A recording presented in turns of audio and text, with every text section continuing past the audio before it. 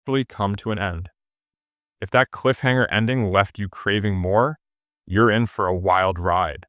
So buckle up because today we're diving straight into the next chapter of Hunter Sung Jinwoo's unstoppable rise. After clearing the first wave of magical beasts in the Red Gate, Jinwoo pressed forward with his summoned soldiers, advancing toward the next target. Then, the dungeon boss emerged. Flanked by his elite guards, he scanned the battlefield, searching for the one responsible for the massacre of his forces. His gaze locked onto Jinwoo, an overwhelming presence that sent a ripple of unease through him. But before he could even issue a command, a chilling realization set in. The battlefield was silent. His entire army, all of them, had already been wiped out. Jinwoo found the situation amusing. He commanded his shadow soldiers to reveal themselves, then, with a cold gaze, ordered them to eliminate the enemies standing before him. Jinwoo, along with his shadow army, marched forward, exuding an overwhelming aura that was impossible to ignore. Sensing the imminent threat, the magic beast charged with ferocity, but they were no match. The battlefield descended into chaos as Jinwoo's forces brutally tore through their enemies, dismantling them piece by piece. The boss, now paralyzed with fear, could do nothing but watch as his forces were annihilated. His agonized screams echoed through the dungeon as he called out for his fallen subordinates, but none remained. In a final desperate attempt, the boss lunged forward, but Beru, moving at lightning speed, struck first. His claws pierced through the boss's body. Igris followed up, severing an arm in one swift motion. Tusk delivered the finishing blow, slamming the boss into the ground with overwhelming force. The entire battlefield trembled from the impact. As the dust settled, Jinwoo stepped forward. The boss lay in a pool of his own blood, barely clinging to life. Jinwoo demanded answers, but the creature remained silent. The system was likely interfering again, preventing it from revealing any crucial information. With a sigh, Jinwoo dismissed the thought. For now, he had something else to focus on. He opened his inventory and, with a focused expression, took out a key. It was the cursed random box key, a rare item he had obtained after defeating Baran in the Demon Castle. At the time, the key had offered no information, leaving Jinwoo puzzled about its purpose. But now, after reaching level 100 following his achievements in the Jeju Island raid, the required conditions had been met. The system had finally revealed the details behind the mysterious key. It was the key to the Kartanon Temple's gate. A message popped up, stating that the location of the designated gate would be revealed once the allotted time had passed. The name struck a chord in Jinwoo's mind, Kartanon Temple. A rush of memories flooded in. The double dungeon, the ancient temple at its end, the eerie stone statues, and the stone slate held by one of them. The pieces were finally falling into place. Jinwoo realized that the system was calling him back to where it all began, the very place that had set him on the path of a reawakened hunter was summoning him once more. But this time, it felt different. If everything had been orchestrated from the start, if the system had been waiting for his return, then Jinwoo knew he had to answer the call. The challenge had been issued once again, and this time, he was ready. With steely resolve, Jinwoo declared in his mind for the statue of God to wait for him, because he was coming. As Jinwoo stepped out of the Red Gate after clearing it, daylight had already broken. He began walking toward his car, ready to head to his guild office, when a man suddenly approached him, introducing himself as Adam White, a senior official from the Federal Bureau of Hunters. The man's presence hinted at something important. Curious, Jinwoo asked why he had come all the way from the United States to meet him. Adam responded with something that immediately piqued his interest. He had information that no other country or institution could provide. Adam explained that the Bureau made it their mission to share knowledge with special individuals like Jinwoo, and after his performance on Jeju Island, their interest in him had skyrocketed. But Jinwoo, skeptical, was ready to walk away, until Adam said one word: upgrader. That stopped him in his tracks. Adam offered to explain further, and the two drove off to meet the Bureau's deputy director. Upon arriving, Jinwoo was greeted by Michael Connor, the deputy director himself, who wasted no time getting to the point. He extended an offer, an invitation to join the American hunters. Jinwoo, uninterested in their proposal, cut straight to the real reason he was there: the upgrader. Soon, a middle-aged woman named Norma Selner entered the room. Connor introduced her as the upgrader, the only person in the world capable of enhancing an awakened being's abilities. Miss Selner explained her powers, though Jinwoo remained skeptical. When he questioned the effectiveness of her ability, she claimed that an individual could experience a 20 to 30% increase in strength after completing all 3 stages. Connor emphasized that the Bureau was willing to grant Jinwoo this incredible gift, hoping he would accept. To prove her abilities, Miss Selner offered to perform the first stage right there. She gently took Jinwoo's wrist, instructing him to look into her eyes. Connor, watching closely, was certain that once Jinwoo experienced the upgrade firsthand, he would be eager to continue and sign the agreement. But what happened next left everyone in shock. As Miss Selner gazed into Jinwoo's eyes, she suddenly found herself consumed by an overwhelming darkness.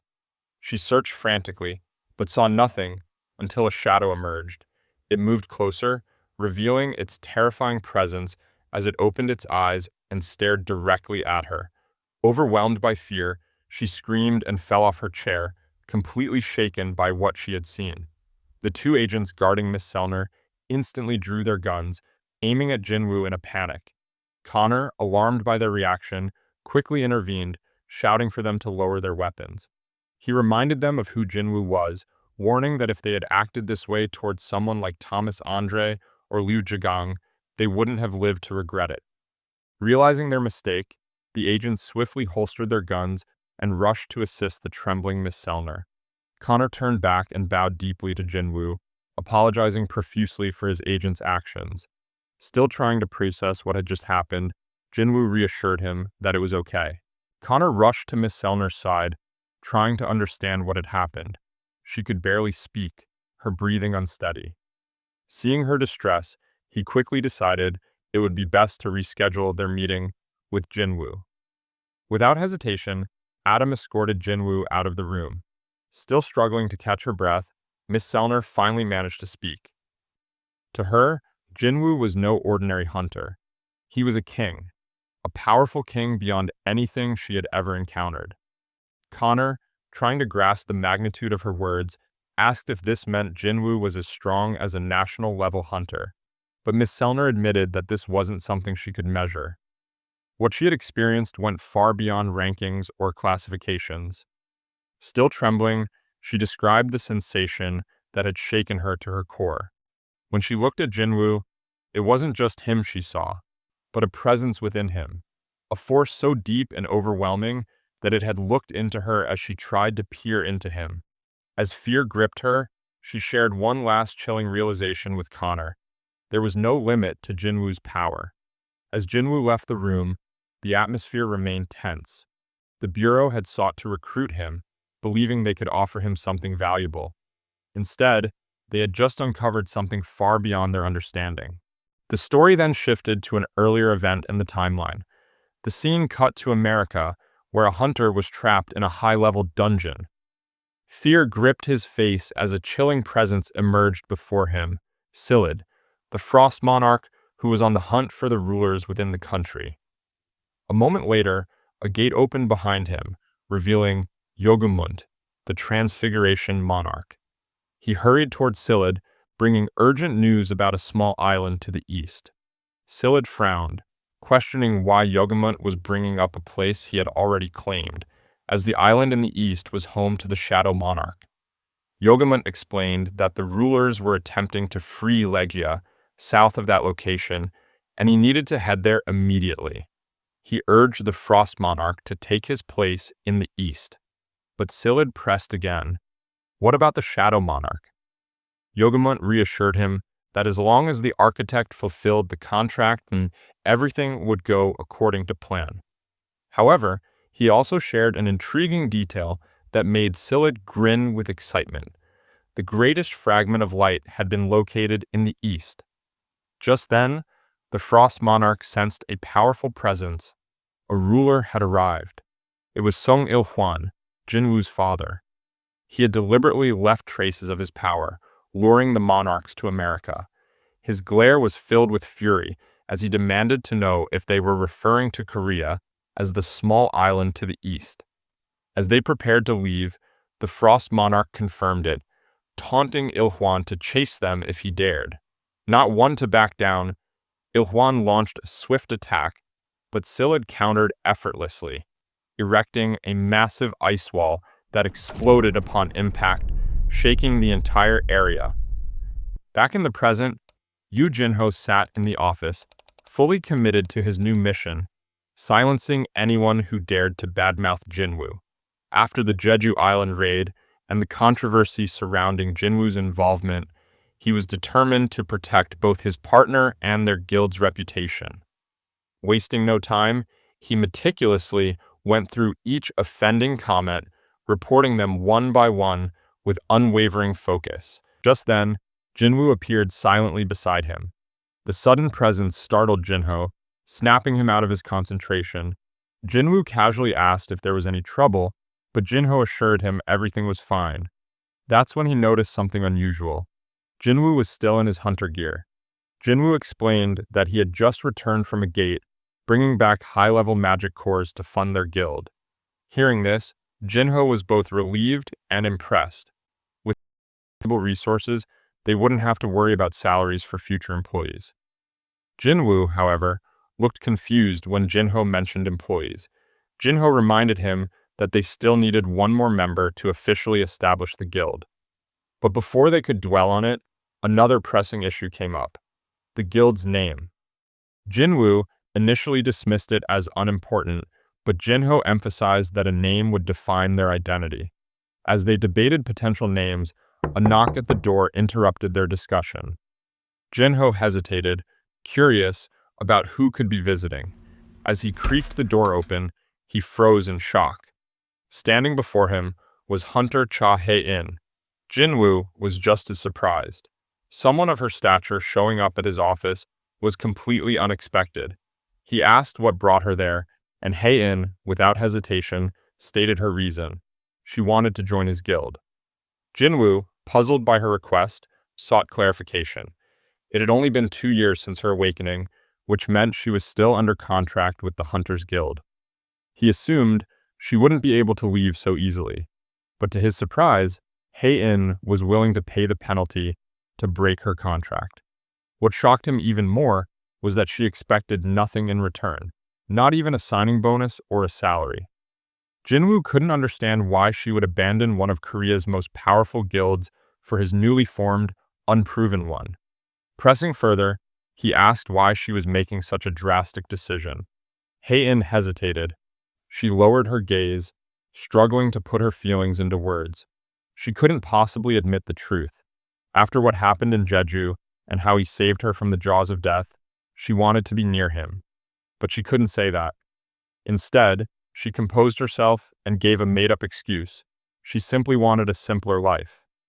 Jinwu listened, understanding more than he let on. As an S-rank hunter himself, he knew the burden that came with it. But he wasn't about to let her join just like that. To test her resolve, Jinwu introduced a guild entrance test. Hae-in was caught off guard, as there was no mention of a test in the recruitment notice. However, Jinwu smoothly deflected, implying it must have been an oversight on Jinho's part. For the test, Jinwu announced that she would have to face one of his summons, his strongest one. Yet, despite the unexpected challenge, Hae-in didn't even flinch. There was no fear, no hesitation. She was ready to take it on. Without wasting any time, Jinwu suggested heading to the Hunter Association's gymnasium to conduct the test. As they prepared to leave, Jinwu realized that the gymnasium was quite far from their office. He wanted to test if his shadow exchange skill could transport both of them together. He reassured Hae-in that there was no need for a long walk. They could take a shortcut, but she needed to stay close. As Jinwu stepped toward her, Heian felt a lump in her throat. He was closer than she expected. Before she could process it, Jinwoo activated Shadow Exchange. In an instant, their forms sank into the shadows, vanishing from the room without a sound. As they arrived at the gymnasium, the lights flickered on automatically, reacting to their mana. The vast space was brightly illuminated, and Heian couldn't hide her amazement at what she had just experienced. She took a moment to take in her surroundings before her gaze finally settled on Jinwoo, who was already prepared to begin the test. Just as they were about to start, Heian realized she had left her weapon behind. Jinwoo pointed out that the gymnasium had reserve weapons, though they were mostly for training and not of the highest quality.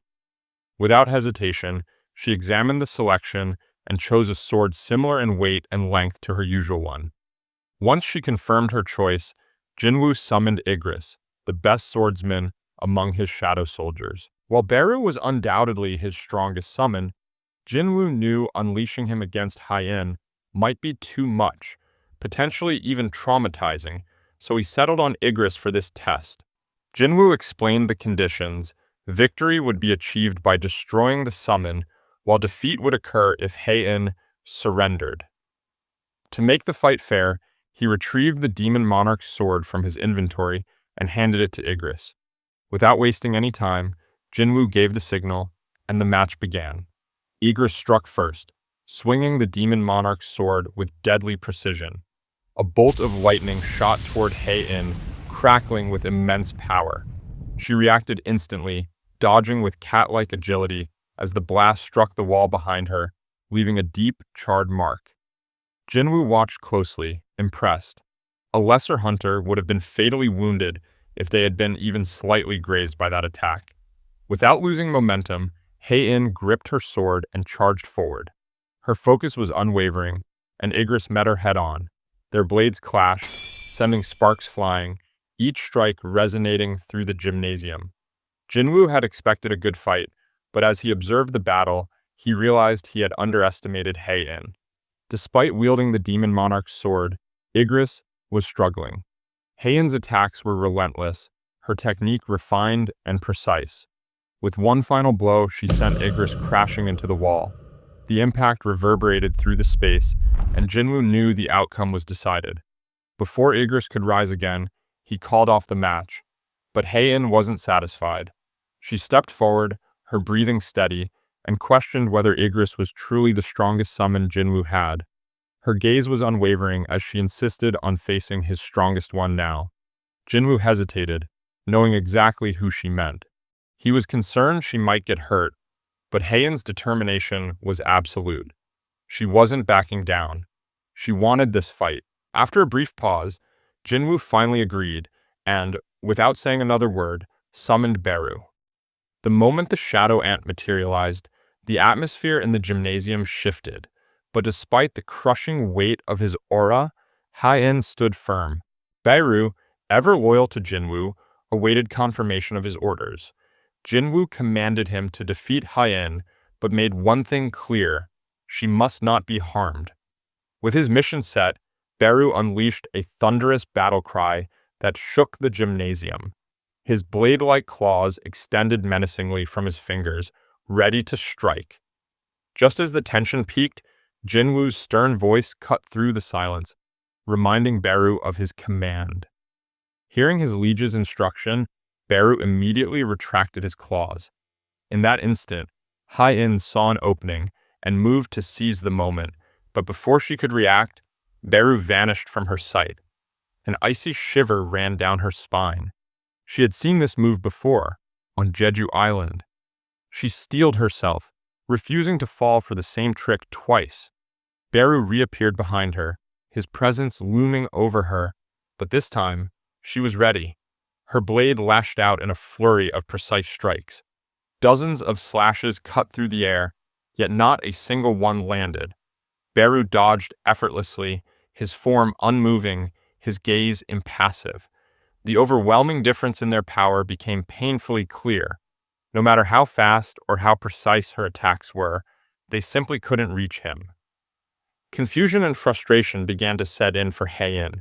She couldn't understand How could he be so powerful? And more importantly, what kind of strength did Jinwoo possess to command a monster like this with such ease? As doubt settled in, Beru suddenly closed the distance between them. A suffocating stench of death washed over her, paralyzing her limbs. For a fleeting moment, she felt as if it was over. But instead of attacking, Beru released a terrifying roar. The force of his magic power sent Heian skidding backward, momentarily stunned. Jinwoo watched the one-sided fight unfold with a grimace. He found no pleasure in the spectacle and asked if Heian was satisfied, hoping she would yield. But despite everything, her resolve hadn't wavered.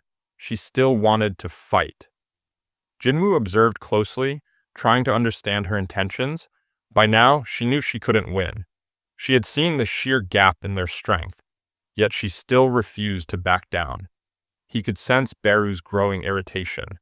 Unlike his other summons, Beru was still a predator at heart. Even now, Jinwoo could feel him suppressing his overwhelming instinct to kill. Suddenly, Beru's patience snapped. His instincts flared, and he could no longer tolerate prey standing up to its predator. With a flick of his wrist, his claws extended once more as he lunged at Heian with lethal intent. But she dodged, barely. Realizing she had to take a risk, Heian activated her most powerful technique, Sword Dance. Moving with increasing speed, her blade carved elegant arcs in the air, each strike flowing seamlessly into the next. The sound of metal clashing filled the room as Beru blocked every attack with his claws. Despite his calm demeanor, his displeasure was evident. Growing tired of the game, Beru decided to end it. As Heian lunged for another strike, he caught her sword with his bare hand. With a sickening crunch, he shattered it. Half the blade fell to the floor. But Heian didn't hesitate. She channeled all her remaining magic power into the broken weapon, its jagged edge glowing with an intense light. She was about to unleash a skill she had never used before, Blade of Light. Seeing her chance, Heian thrust her glowing weapon toward Beru, who had briefly lowered his guard after breaking her sword. Watching from the sidelines, Jinwoo's eyes widened. Something was wrong. In that brief moment, Beru's mind reset. Jinwoo's command to avoid harming Heian was overwritten, and an old, deeply ingrained instinct from his previous life resurfaced: annihilate all enemies. To Beru, Heian was no longer an opponent. She was prey. Claws outstretched, Beru launched himself at Heian with terrifying speed, intent on ending her. She froze, her instincts screaming at her, but it was too late to react. Just as his claws were about to reach her, Jinwoo intervened. In a blur, he caught Beru's attack with his bare hands. Beru trembled as his gaze met Jinwoo's. Realizing his mistake, he leaped back, dropping to the ground, begging for forgiveness. Jinwoo sighed, understanding what had happened. Beru's protective instincts had momentarily overridden his command. For a moment, he glared at the kneeling shadow before shifting his gaze toward Heian. She had fallen to one knee, her breathing ragged. He still didn't understand. Why was she pushing herself so hard? Someone of her caliber didn't need to risk her life over a guild entrance exam. It wasn't worth it.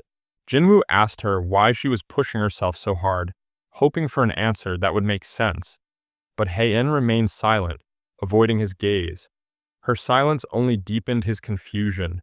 Still confused, Jinwoo asked Heian if she was interested in him. Heian's head snapped up, her expression betraying her shock. She looked completely caught off guard, as if the question had pulled her out of a daze. Jinwoo, sensing her surprise, dismissed the thought with a shrug. But after a long pause, Heian quietly admitted the truth.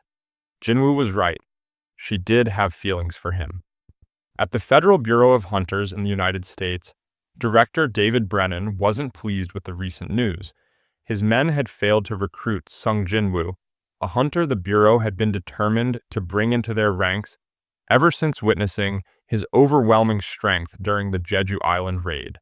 Assistant Director Connor, accompanied by Norma Selner standing beside him, apologized for their failure in completing the assignment.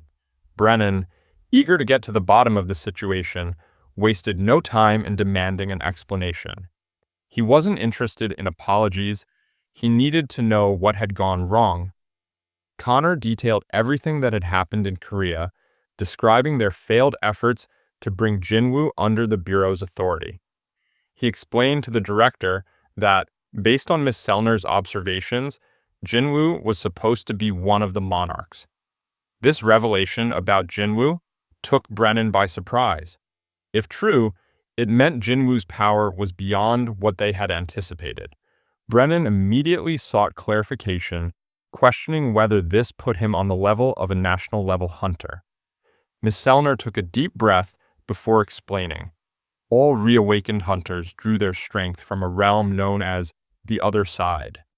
Their abilities were not their own, but channeled from this unseen force. She had always been able to perceive these connections, feeling the energy each hunter borrowed. Some hunters glowed brighter than the rest, appearing to her as streaks of blinding light. She had always referred to them as monarchs. But Jinwoo's case was different. A chill ran through her as she recalled the experience.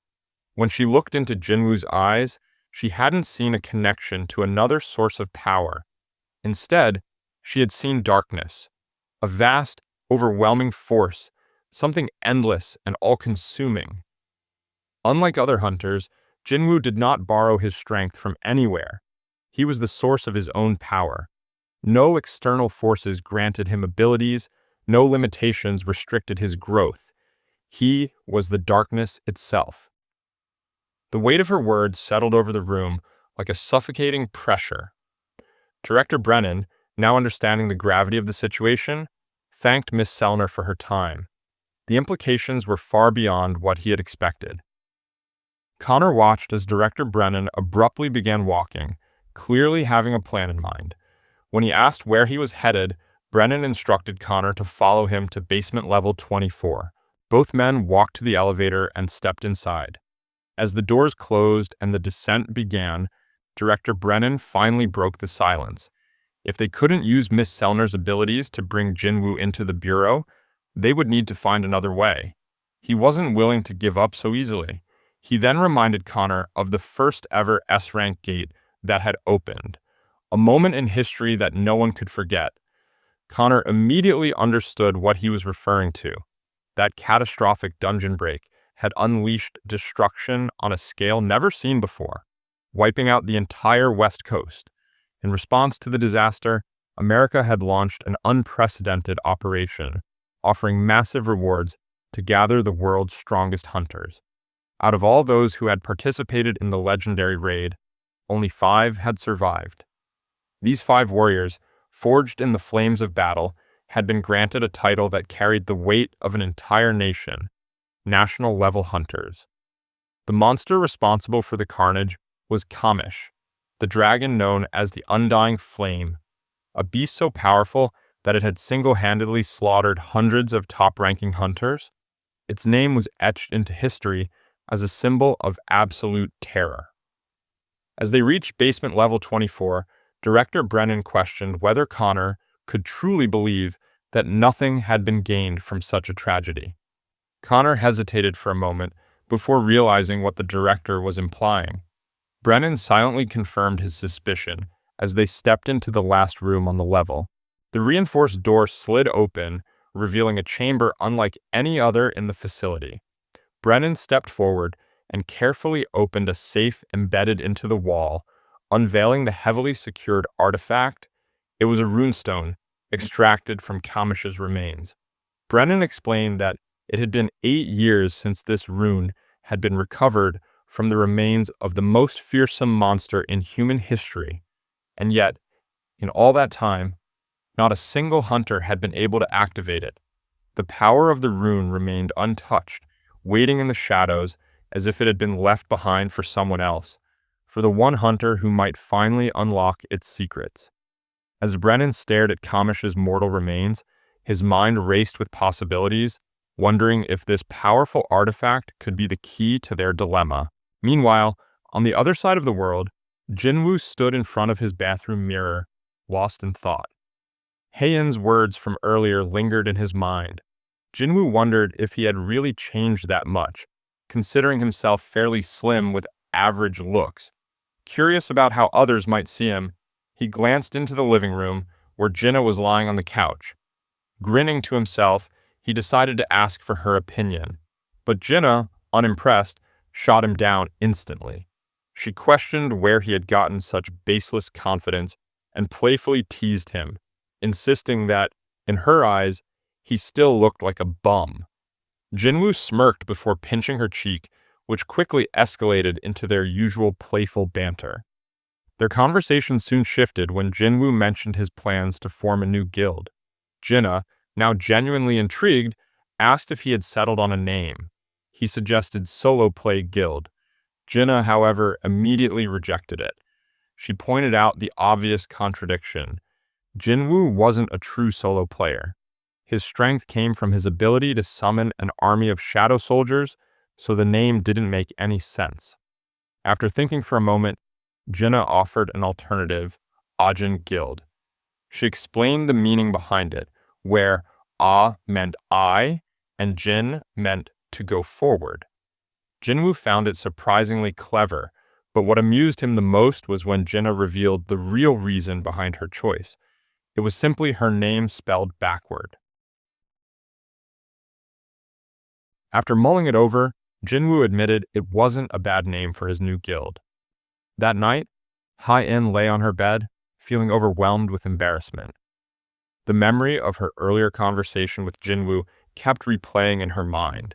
She had practically confessed her feelings. The realization made her cringe.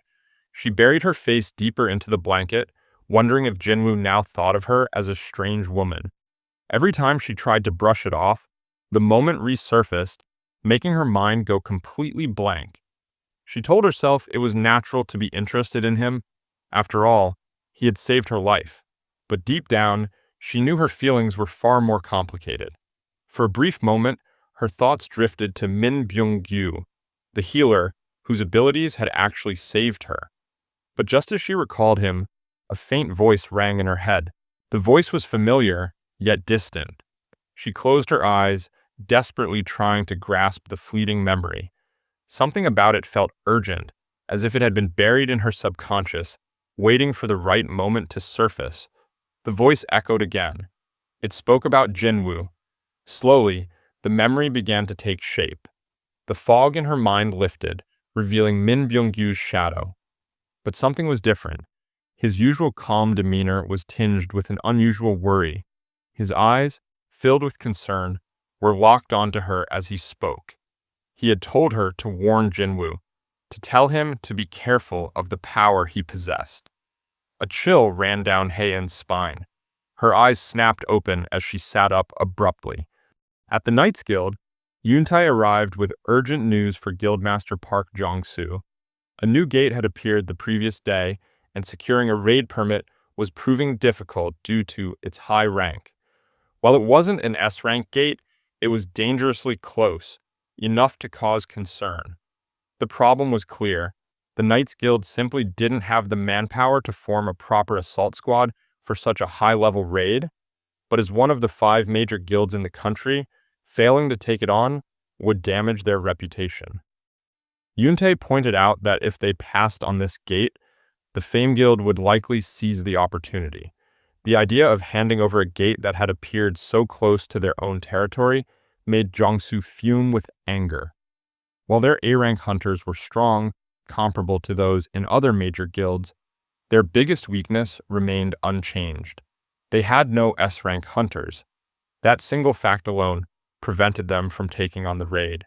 As Jong-soo and Yuntai discussed their limited options, Jung Yerim, an A-rank healer, joined the conversation. She suggested forming an alliance with another guild, a logical choice under normal circumstances, but Jong-soo was skeptical. However, Yerim had a different idea. Instead of a guild alliance, she proposed bringing in a single hunter. Jong-soo initially dismissed the idea, questioning how a single hunter could make a difference in such a high-level raid, but before he could brush it off completely, something clicked. He suddenly realized who Jung Yerim was referring to. He knew that if they could bring Hunter Sung Jinwoo into the raid, it wouldn't just increase their chances of safely clearing the gate, but also enhance their public image. With no time to waste, Jong-soo immediately decided to meet Jinwoo in person to discuss this crucial matter. With the Knights Guild planning ahead for their crucial meeting, Jinwoo arrived at his office the next day, having made a decision about his new guild's name. He proposed Ajin Guild. Jinho was thrilled with the suggestion, feeling relieved that it wasn't something ridiculous like Solo Play Guild. With the name settled, Jinwoo and Jinho knew they only needed one last founding member to complete the team. Jinho was taken by surprise when Jinwoo dismissed Hunter Cha Hai-in as the potential candidate. Even though she seemed perfect for their guild, Jinwoo explained that she wasn't the right fit. He was looking for someone with a hunter's license who had no interest in guild activities. As they were discussing, a knock at the door interrupted their conversation. Jinwoo briefly wondered if it might be Hai-in again, but when he opened the door, he was met with three unfamiliar faces: Park Jong-soo, Yoon Tae, and Jung Yerim from the Knights Guild. Jong-soo introduced himself and immediately got to the point, showing Jinwoo a video of a massive gate that had appeared in Busan. While it hadn't been officially classified as S-rank, its sheer size made it the largest gate ever recorded in the city. The situation was urgent. Jong-soo explained that the Knights Guild was struggling to obtain a raid permit because they had no S-rank hunters. That was the real reason for their visit. They had traveled all this way to ask Jinwoo to join their assault team. If he agreed, it would fulfill the requirements needed to secure the permit they desperately wanted. To make the offer more appealing, Jong-soo offered Jinwoo 20% of the profits, a generous share compared to the usual 10% most S-rank hunters received. Jinwoo, however, countered with a 50-50 split. He made it clear that he would only join them if they treated him as a guild rather than just an individual hunter. Jong-soo, realizing that Jinwoo was far from a pushover, agreed to the terms, but with one condition. Jinwoo would have to defeat the dungeon boss. Without hesitation, Jinwoo accepted. Jong-soo informed him that the raid needed to happen by the next day at the latest. Jinwoo had no objections and assured them he wouldn't be late. Just as the meeting was wrapping up, Jinwoo's phone vibrated. Stepping outside to take the call, he was greeted by a familiar voice, his mother. She had just bought a cell phone and called simply because she wanted to hear his voice. Jinwoo, happy to hear from her, suggested they have dinner together that night. As it had been a while since they had spent time together, she agreed, and Jinwoo looked forward to the evening. The next day, at Gwangali Beach in Busan, the elite hunters of the Knights Guild had gathered at the designated meeting point. Guildmaster Park Jong-soo stood among them, feeling a mix of excitement and nervousness as he anxiously awaited Jinwoo's arrival. The scheduled start time was fast approaching. Only 5 minutes remained before the raid was set to begin. At that exact moment, Jinwoo stepped out of his apartment building. He glanced up at the sky, sensing that it was time. Without wasting a second, he activated Shadow Exchange and disappeared. Back at Gwangali Beach, a large crowd had formed, their eyes locked on the enormous gate despite the gloomy clouds overhead. The sheer size of it was intimidating, even up close. Jinwoo observed the scene carefully, noting the various raid teams assembled, and was quietly impressed by the number of A-rank hunters present. As he walked forward, he quickly found himself surrounded by the other hunters. They were eager to see him in action, especially after his legendary performance during the Jeju Island raid. The air buzzed with excitement and curiosity, but Jinwoo found the sudden attention somewhat uncomfortable. Noticing his unease, Jung Yerim stepped in to deflect some of the attention. Her intervention gave Jinwoo a much-needed moment of respite from the barrage of questions. Meanwhile, Jong-soo, thrilled to see Jinwoo arrive, greeted him with enthusiasm. Jong-soo quickly addressed the group, officially announcing that as guildmaster, he would be leading the raid. The declaration was met with disappointment from several hunters, many of whom had hoped that Jinwoo would take command instead. Despite their reactions, Jongsu remained firm, explaining that Jinwoo's role was to protect the backline and ensure the team's safety. With everything in place, Jongsu signaled the start of the raid. The team moved forward, stepping toward the unknown dangers lurking beyond the gate, ready to face whatever awaited them inside. While things had settled at Gwangali Beach with Jinwoo's arrival, a storm was silently brewing elsewhere, inside Jinnah's high school. 3 male students, grumbling about being sent on an errand, wandered through the halls, following their art teacher's instructions. Their destination was the second art classroom, a room that had long been repurposed into a storage space. As they unlocked the door, a thick cloud of dust greeted them, filling the air with the stale scent of neglect. Casually discussing how many statues they needed to carry back, one of them suddenly froze. His eyes locked onto something unusual in the far corner of the room. The others followed his gaze. There, embedded in the wall, was a large, blue gate. Curiosity got the better of them. One of the students stepped forward, reaching out to inspect the gate, completely convinced that nothing would happen. At that moment, a deep crack split through the gate's surface. Before he could react, a hand shot out. It clamped down on the boy's head with an iron grip. He struggled desperately, but the hand's strength was absolute. Soon, a sickening crack echoed through the room. Blood splattered across the walls as his skull was crushed instantly. The remaining 2 students, paralyzed in horror, barely had time to scream before the gate shattered like glass. From the fractured portal, beasts began pouring into the world. The first creatures to emerge were 2 massive orcs. Their keen senses immediately detected prey nearby. The entire building was teeming with prey. One of them, eager for the thrill of the hunt, decided the time had come. He ordered his companion to summon their brothers. Once their forces were assembled, they would wipe out every human in the building before fortifying their position. As the leader orc walked through the corridor, he spotted 2 students in the distance and, without hesitation, charged at them with his axe raised high. The students, caught in the monster's bloodthirsty gaze, stood paralyzed in terror. In the blink of an eye, a normal school day had turned into a massacre. As the nightmare unfolded, one student managed to fumble for their phone.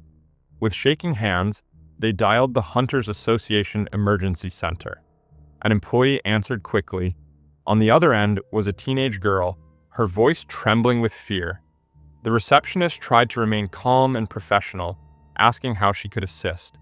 The girl, barely able to get her words out, whispered that she was at her school, hiding in a bathroom while terrifying beasts roamed outside.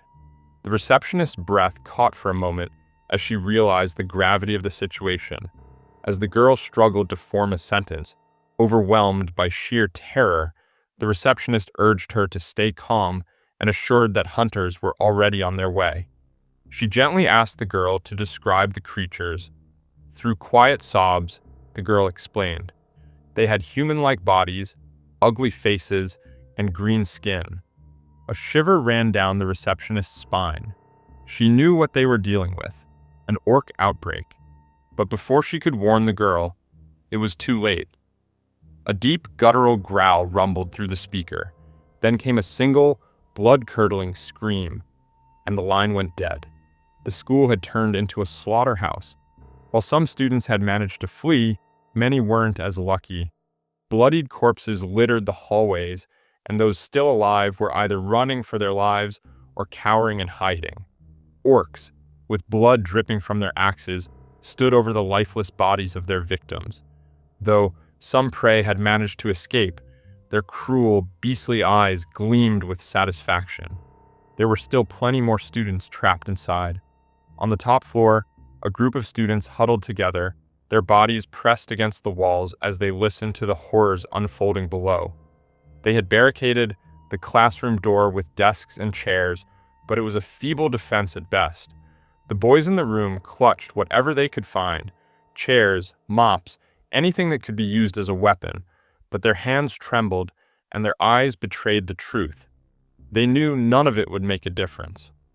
Suddenly, the door exploded from its frame as the leader orc burst into the classroom. Panic surged through the students as one boy, desperate to escape, sprinted toward the back door, only to be struck down instantly by an orc waiting in the shadows.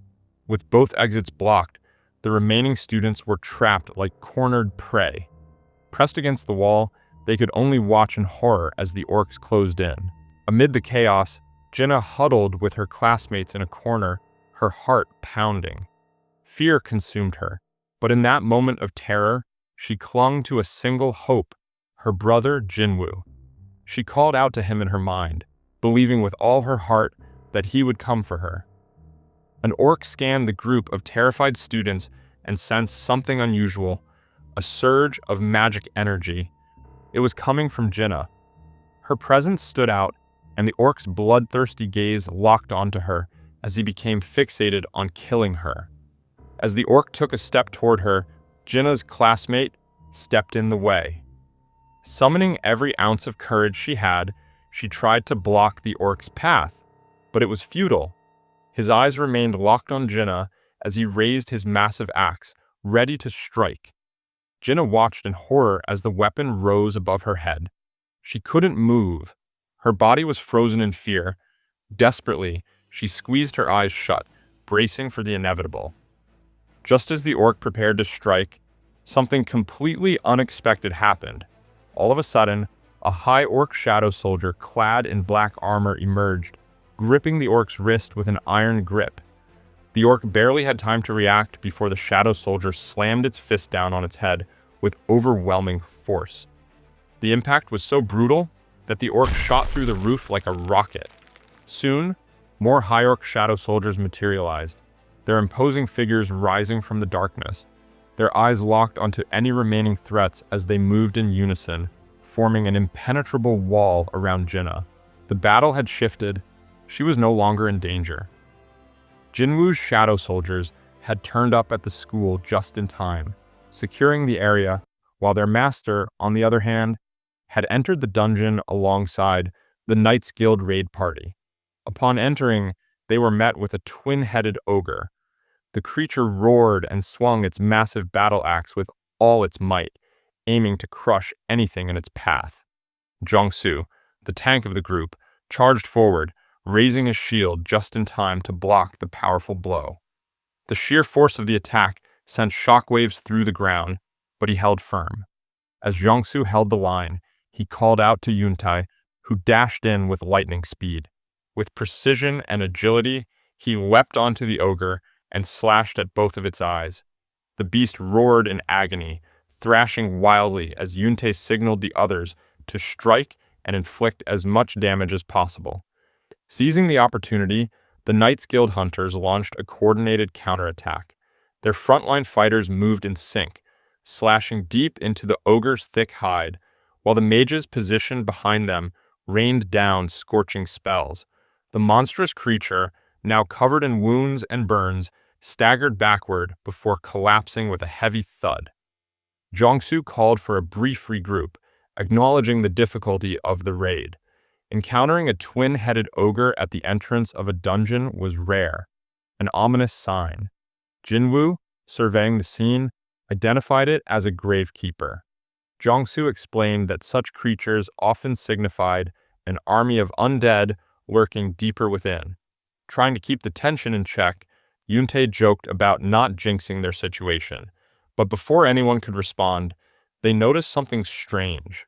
The undead creatures within the dungeon weren't charging at them as expected. Instead, they were retreating, backing away as if something far more terrifying was chasing them. Jinwoo's instincts flared. A sudden jolt of adrenaline shot through him as his heart pounded. He picked up urgent signals from the High Orc warriors he had stationed to protect Jinna. Something was wrong. Without hesitation, he turned to Jongsu, informing him that he had an urgent matter to attend to. Jongsu, startled by the sudden announcement, protested, concerned about the dangers they might face without his presence. But Jinwoo remained unfazed. With a cold, steady gaze, he assured them that he would summon someone just as reliable to take his place. Then, without delay, he called forth the most powerful soldier in his shadow army, Beru. He instructed him to protect the humans while dealing with any other creatures however he pleased. The sheer presence of Beru, radiating overwhelming mana, sent a wave of fear through the hunters. They instinctively backed away, uneasy at the thought of finishing the raid alongside such a monstrous being. Jinwu calmly informed them that his summoned soldiers, including Beru, would assist them. He assured Jiangsu that 20 of his shadows were more than enough to clear the dungeon. Yarim, still in shock, questioned Jinwu's decision to leave after summoning such an overwhelming force. But one glance at Jinwu's icy expression silenced her. He made it clear, if they didn't want his help, he could withdraw his summons, but whatever happened next would be on the Knights Guild, not him. Realizing the gravity of the situation, Jiangsu quickly agreed. Jinwu checked the cooldown timer for his shadow exchange skill, frustration washing over him as he realized there was still over an hour left before he could use it. He couldn't afford to wait. Determined, Jinwu turned and sprinted toward the exit, but just as he prepared to cut through the undead, blocking his path, something unexpected happened. The creatures, instead of attacking, dropped to their knees, bowing before him. Jinwu's eyes narrowed. Perhaps they were reacting to his necromancer abilities, but now wasn't the time to dwell on it. Dismissing his dagger back into his inventory, he burst out of the dungeon's exit and summoned his winged dragon, Kaisel. As he emerged, the crowd outside the gate stood frozen, watching in awe. Ignoring their curious stares, Jinwu climbed onto Kaisel's back, eyes burning with determination. With one command, he took off, soaring through the skies at breakneck speed, racing toward Jinnah. Back at the high school, the leader orc's head was sliced in half, its massive body collapsing to the floor. The towering shadow soldier slammed the remaining 2 orcs into the ground with a lethal blow. The students, frozen in fear, could only watch in horror, unable to comprehend what had just happened. In an instant, all 3 orcs attacking the classroom had been eliminated. Now, the shadow soldiers stood silently, guarding Jinnah. Confused and still in shock, Jinnah wondered if her brother had arrived, but as she looked around, the shadow soldiers refused to let her leave their side, pointing toward the lingering dangers still present in the building. Suddenly, a thunderous boom echoed through the halls. The dungeon gate cracked open, and a throne emerged. The final restriction had been lifted, unleashing the dungeon's master, Groktar, the orc warlord and chief of the Red Blade tribe. Sitting atop his throne, he exuded a terrifying presence, ready to bring mayhem upon the school. His moment of stillness was broken by a panicked subordinate rushing to his side, breathlessly reporting that a group of high orcs was assisting the humans. Groktar, unimpressed, asked how many there were. Upon learning there were only 3, he scoffed at the idea that his warriors couldn't handle them. Calling it pathetic, he lifted his massive axe and commanded his subordinate to lead the way. Reaching the classroom, Groktar wasted no time.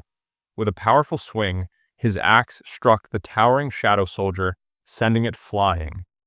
The other orcs erupted in cheers, chanting their leader's name. Despite their formidable strength, the shadow warriors were no match for the chief of the Red Blade tribe. Boasting about his countless victories, Groktar pointed to the tattoos covering his body, each a symbol of an enemy he had slain. He taunted the shadow soldiers, demanding a better fight. When they managed to block his strikes, he acknowledged their resilience but remained dominant. With a swift motion, he cut through them, expecting them to fall for good. But to his shock, the shadows regenerated instantly. Groktar frowned. Was this some kind of sorcery? No matter how many times he cut them down, they kept coming back. Frustration boiled inside him. As he pondered a way to eliminate the shadow soldiers, a voice rang in his head, urging him to kill the humans. The constant nagging gave him a headache.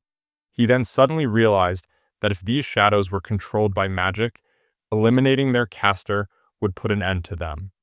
His gaze scanned the room, and then he saw Jinna. She stood behind the towering shadows, trembling. Groktar was certain she was the source. Without hesitation, he commanded his orcs to seize her, knowing the shadow warriors would be powerless while regenerating. One of his subordinates lunged toward Jinna. The shadow soldiers tried to intercept, but they were swarmed by the other orcs, who relentlessly slashed and stabbed, keeping them at bay. As the battle raged on, Groktar advanced on Jinna himself. He grabbed her by the mouth, lifting her effortlessly off the ground. A wicked grin spread across his face. He was about to squeeze the life out of her when a deafening roar echoed from the distance. Groktar's instinct screamed at him. Something was coming, fast. A surge of fear locked him in place as the thunderous sound of an approaching force grew louder. His grip loosened, and Jinna fell to the ground, gasping for air. Her friend rushed to her side, frantic with concern, but Groktar wasn't paying attention anymore. His focus was locked on the overwhelming presence closing in. Every second, it drew closer. Groktar's jaw clenched, his eyes widening as he grasped the sheer magnitude of the power rushing toward them. Panic surged through him as he bellowed to his orc warriors, ordering them to brace for impact. But before they could react, an earth-shattering explosion tore through the building. The classroom wall was obliterated, sending dust and debris billowing through the air. Jinna coughed, struggling to catch her breath, her vision blurred by the chaos around her. But amid the destruction, a familiar presence emerged beside her. Without a word, Jinwu gently patted her head, a silent reassurance that she was safe now. Groktar swallowed hard as he faced this new and incredibly powerful adversary. The overwhelming presence of Jinwu sent a chilling fear through him, a feeling he had never experienced before. Desperate to assert himself, Groktar straightened and introduced himself as the chief of the Red Blade tribe. But before he could finish, Jinwu's hand rose. Filled with rage, Jinwu pointed directly at Groktar, his voice cutting through the tension like a blade as he commanded him to shut up and wait. The orc chief froze, instantly silenced by the overwhelming presence before him. Jinna, tears welling in her eyes, threw her arms around her brother the moment her coughing subsided. Jinwu stroked her hair gently, asking if she was okay. Apologizing for being late, he glanced around, ensuring the students were safe. They nodded in relief, confirming they were unharmed. His gaze then landed on Jinna's face, where a distinct handprint on her cheek and neck made his blood boil. Without hesitation, he commanded Igris to stay by her side and protect her, then summoned additional shadow soldiers to escort the remaining students to safety. As the orcs tried to budge, seeing their prey slipping away, Jinwu glared at them with anger, demanding to know who had allowed them to move. Groktar, realizing the situation was far beyond his understanding, questioned Jinwu. Who was he, and how could he speak their language? But Jinwu's expression remained unreadable, his silence more terrifying than any answer he could give. Seeing no response, Groktar didn't waste another second. With a roar, he commanded his warriors to attack. The orcs surged forward, their weapons raised, but they never stood a chance. One swung a massive axe at Jinwu, but before it could land, Jinwu caught its fingers effortlessly, crushing them in his grip. The orc howled in pain before Jinwu flipped it upside down, slammed it into the ground, and crushed it beneath his foot. Two more orcs lunged, but Jinwu barely moved. With a flick of his wrist, he activated Commander's Touch, sending them colliding midair before clenching his fist, causing their bodies to burst apart. Despite the mounting losses, the orcs pressed forward, charging at him with reckless abandon. But Jinwu weaved through them with ease, dismantling them with nothing but his fingers. Wherever he touched, heads, shoulders, arms, torsos, the orcs exploded on impact, their remains painting the walls in carnage. In mere moments, dozens of orcs lay motionless, and Jinwu stood face to face with Groktar. The orc chief barely had time to react before Jinwoo grabbed him by the jaw and slammed his head against the wall. Groktar gasped for air, his vision spinning as he struggled to comprehend what had just happened. Jinwoo's gaze shifted, scanning the hallway. The sight of fallen students, lifeless bodies littered across the floor, sent his rage boiling over. His cold eyes locked onto Groktar once more as he pressed for an answer for the slaughter of humans. Groktar, trembling, stammered a response, claiming that a voice in his head had ordered him to slaughter all humans. Jinwoo leaned in, his gaze piercing as he pressed for more. Had the voice commanded him to kill him as well? Groktar, now desperate, pleaded for forgiveness, swearing that he hadn't intended to challenge Jinwoo. But Jinwoo wasn't satisfied with his answer.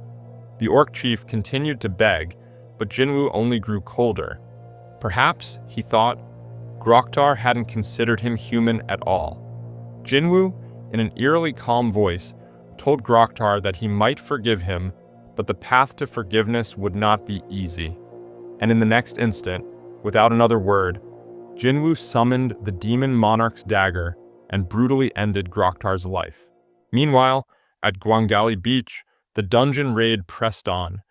Jinwoo's shadow ants swarmed the cavern walls, their battle cries echoing through the space. The sight sent shivers down the spines of the Knights Guild hunters, some of whom began voicing concerns, fearing these creatures might turn on them at any moment. Yuntae, uneasy, looked toward Jongsu for direction. Jongsu, deep in thought, realized they couldn't afford to back out now. If they retreated, they would have to face the reporters waiting outside, and calling off the raid out of fear wasn't an option. Just as he was steeling himself, Beru suddenly appeared in front of him. The unexpected appearance of the monstrous figure made Jongsu freeze, his confidence draining instantly. He struggled to find the right words, nervously attempting to address the creature with respect. Beru, however, simply stared at him in silence, heightening Jongsu's unease before vanishing just as quickly as he had appeared. The moment Jongsu began to process what had happened, Beru reappeared again, startling him further, and tossed something toward his feet. It was a severed head, the remains of a death knight, one of the strongest monsters they could encounter. Jongsu's breath hitched as he registered what he was looking at. The realization that Beru had effortlessly slain such a formidable foe in an instant left him in stunned silence. As Beru returned to commanding the shadow ants, Jongsu slumped to the ground, overwhelmed. His teammates rushed to check on him, asking if it was safe to continue following the shadow creatures. Gathering himself, Jongsu assured them he was fine and pointed at the decapitated head. He reminded them of the immense value of magic stones harvested from high-ranking monsters like this. Then, turning to his party, he asked if they still wanted to proceed. Before he could even finish his sentence, the raid party had already started moving. Yuntae chuckled, calling out to Jongsu to hurry up and keep pace. It had been quite a while since the raid began, and at last, the Knights Guild strike squad reached the entrance of the boss's lair. As they stepped inside, a chilling sight awaited them. An arch-lich, the dungeon's boss, flanked by a group of death knights. The moment they laid eyes on it, fear paralyzed them. None of them had expected to face a creature this powerful and infamous. Jongsu quickly assessed the situation. Arch-liches were notorious for wiping out entire guilds. He recalled the devastating incident involving China's Gold Dragon Guild, an elite force that was annihilated by an arch-lich, resulting in a near-catastrophic dungeon break that was only contained thanks to Liu Zhigang's intervention. His gut told him they were in trouble. Their squad, composed of only A-rank hunters, stood little chance against such a formidable opponent. Sensing the danger, Yuntae turned to Jongsu, anxiously asking what they should do. But before he could respond, the hunters noticed a horde of death knights marching toward them, weapons raised and ready to attack. Jongsu snapped into action, urgently ordering his team to block the doors. Yerim, reacting instantly, activated her holy shield, erecting a barrier that sealed the entrance in an instant. Jiangsu knew they were running out of options, and without Jinwu, survival seemed impossible. Yurim, already struggling to maintain the barrier, turned to Jiangsu with a look of concern. She warned him that it wouldn't hold for even 5 minutes. Then, at that critical moment, Beru stepped forward. Without hesitation, he strode past the hunters and stood directly in front of the Archlich. The boss, upon recognizing the Shadow Army's presence, was momentarily taken aback. It demanded to know why the monarch's personal army was attacking them. Beru remained unfazed.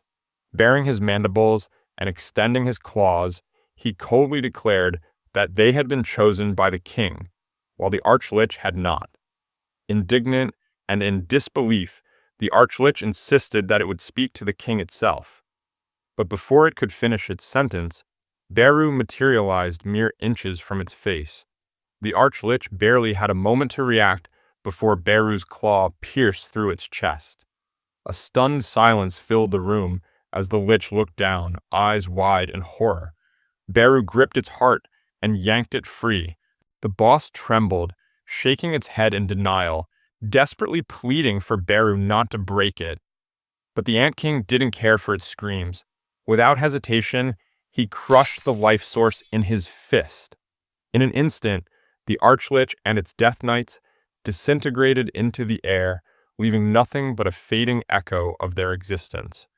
Beru roared triumphantly as he struck down the final boss of the dungeon. The Knights Guild members stood in a mix of disbelief and excitement, watching as the raid concluded without a single casualty on their side. But things weren't as calm at Jinnah's high school, where a large crowd had gathered, shaken by the tragic incident. The atmosphere was heavy with panic, grief, and the cries of parents mourning the loss of their children in the dungeon outbreak. Meanwhile, Jinwu had already left the scene, seated in a car alongside President Go Gunhee. As they rode together, President Go provided a report on the situation. Out of all the students, 213 had managed to escape safely, while 10 others were rescued from the building. The rest, tragically, hadn't made it in time. He then shared additional data with Jinwu, revealing an alarming trend. Gate appearances had been steadily increasing worldwide over the last 6 months. Alongside this surge, there was also a noticeable rise in the number of people awakening as hunters. It was as if the world was trying to maintain a balance between the threats emerging from the gates and those who could stop them. Jinwu then calmly asked about the reason behind the chairman's sudden visit. President Go explained that several countries had expressed interest in meeting him. Due to his S-rank status, many nations were eager to recruit him for their own purposes, with some even making highly lucrative offers. He assured Jinwu that the association had protected his personal information thus far, but ultimately, the decision to engage with these nations rested with him. As Jinwu listened closely, President Go voiced his concern. If he were to leave Korea, the country might struggle to adapt to the changes looming on the horizon. Soon,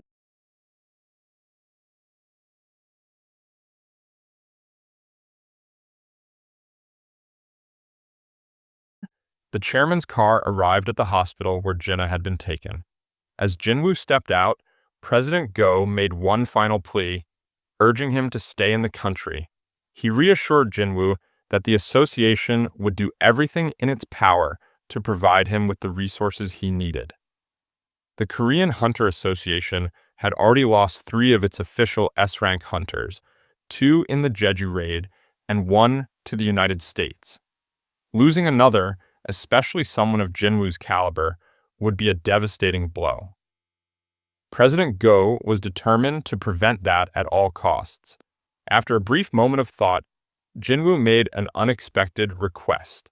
He asked for permission to enter high-ranking gates alone, bypassing the minimum capacity requirement. President Go was taken aback.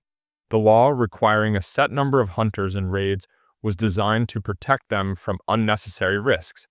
However, as he considered Jinwu's words, it became clear that this might have been the very reason he had formed his own guild. Jinwoo confirmed this and asked if his request was too much. While the idea of a single-man raid team was unheard of, President Go understood that Jinwoo wasn't just any hunter. Though hesitant, he agreed that it wasn't impossible and promised to do everything in his power to make it happen. After dropping Jinwoo at the hospital, President Go headed straight to the National Assembly to discuss Jinwoo's urgent matter. As he presented his request to recognize summon minions as official members of strike squads, one of the assembly members immediately rejected the idea, calling it absurd. The member argued that the Hunters Association was meant to serve all hunters equally and accused President Go of bending regulations solely for hunter Sung Jinwoo.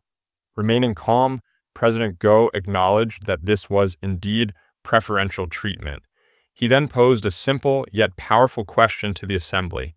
If they had to choose between sending an assault squad of regular hunters or letting Jinwoo clear a dungeon alone, which would they pick? The room fell silent as the weight of the question sank in. President Go then reminded them that guilds from around the world were eager to recruit Jinwoo. If Korea refused to compromise, there was a real risk he might leave for another country. He urged them not to repeat past mistakes, referencing how hunter Hwang Dong-soo had defected to the United States. He then nudged the assembly, reminding them that if another S-rank gate appeared in Korea, they would need someone capable of protecting them. Meanwhile, unaware of all the buzz surrounding her, Yoo Soo-yeon was fully engrossed in her work in the entertainment industry. After wrapping up a shoot, she noticed her phone buzzing with a call from her brother, Jinho. He invited her to join Ajin Guild, assuring her she wouldn't have to do any actual work. He explained that they needed one more founding member to finalize the guild's registration. Skeptical, Soo-yeon teased Jinho, asking if he had fallen for some kind of scam. Jinho, amused, told her she'd be shocked when she found out who this so-called shady guy was. After their call, Soo-yeon made her way to Ajin Guild's office. Upon arriving, Jinho introduced her to Jinwoo, explaining that she was his cousin and a certified A-rank hunter. The realization hit Soo-yeon. She was standing before the famous Sung Jinwoo. Jinho, ever playful, reminded her that she was the real celebrity in the family. But Soo-yeon remained more excited to meet Jinwoo than to bask in her own fame. Observing their interaction, Jinwoo considered the family dynamics. Jinho was a D-rank hunter, while Soo-yeon was A-rank. He pondered whether genetics played a role in the awakening process, recalling cases of siblings gaining abilities and reflecting on his own father, who had been a hunter. Turning his attention back to Soo-yeon, Jinwoo asked if Jinho had explained everything to her. She confirmed that she understood they needed a founding member. Jinwoo then warned her that joining their guild would likely cause a media frenzy and asked if she was prepared for that. Unbothered, Soo-yeon brushed it off, saying that anything was better than being involved with Jinsung. Curious, Jinwoo asked who she was referring to, and Jinho quietly explained that Jinsung was his older brother, infamous for his bad personality. As Jinwoo processed the conversation, Soo-yeon hesitated for a moment before stepping closer to him. With a small smile, she asked if he would mind taking a selfie with her. Jinwoo obliged, and Soo-yeon quickly posted it on social media. The post went viral almost instantly, sparking conversations everywhere. When Hae-in saw the photo, an uneasy feeling washed over her. Her heart ached, her body trembled, and for the first time, she felt a deep sense of insecurity she couldn't ignore. After the National Assembly approved Jinwoo's request to recognize his summoned minions as official members of strike squads, he arrived with Jinho at the site of an A-rank gate that had recently appeared. It was their guild's first ever raid after receiving authorization, and Jinho stood in awe, staring at the massive, towering structure before him. Jinwoo, always focused, led the way as they prepared for their mission. However, they weren't alone. The chief inspector of the Hunters Association's surveillance team, Woo Jinchul, was also present, assessing Jinwoo's shadow soldiers. Observing them closely, he noted that each of them was at least B rank, with some likely reaching A rank.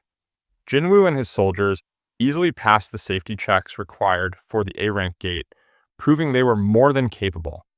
Jinchul quickly realized that those questioning whether Jinwoo received special treatment simply didn't understand the full extent of his power. With preparations complete, Jinchul signaled that they were ready to proceed. However, before stepping into the gate, he unexpectedly removed his coat. Both Jinwoo and Jinho were taken aback as Jinchul revealed a full suit of armor underneath his formal attire. He then explained that Chairman Go had ordered him to personally observe the raid to ensure everything was truly safe. He asked if he could accompany them as a representative of the inspection team, just for the day. Jinwoo questioned whether Chief Jinchul was truly prepared for what lay ahead. At that moment, Jinchul didn't fully grasp what Jinwoo meant, but he soon realized it after witnessing the gruesome scene unfolding before him in the dungeon. An A-rank monster, a Naga, was being ruthlessly stabbed and slashed by Jinwoo's shadow soldiers.